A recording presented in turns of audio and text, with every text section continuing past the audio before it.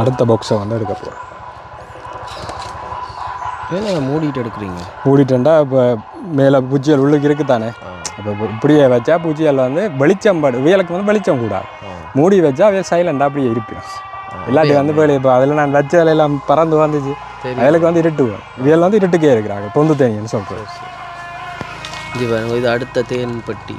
தேனி வதை.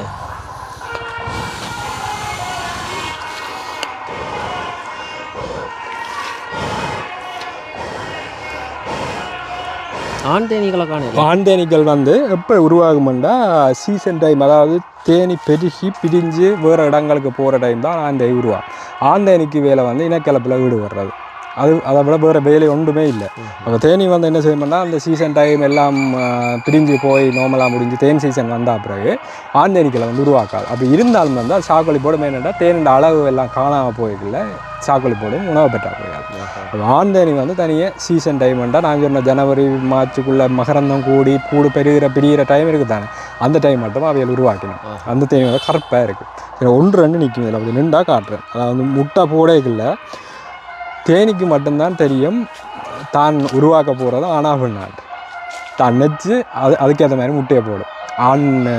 ஆண் தேனி உருவாக்கணும்னா ஆண் தேனிக்கு முட்டையை போடும், பெண் தேனி உருவாக்கணும் பெண் தேனிக்கான முட்டையை போடும். தேனி மட்டும்தான் இப்படி செலக்ட் பண்ணி ஒரு இதை வந்து உருவாக்கணும். நுட்பம் தானே.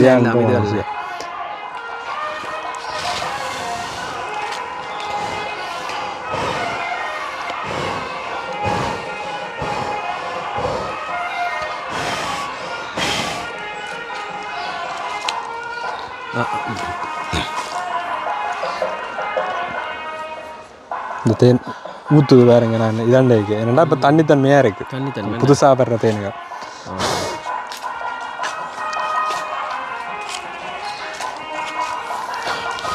அடுத்த எடுக்க அப்படியே உதராம வச்சுருங்க. ஃபோட்டோ. ரைட் ஓகே சரி. கூட நெஞ்சோட வச்சுருங்க. அப்படி ரைட்.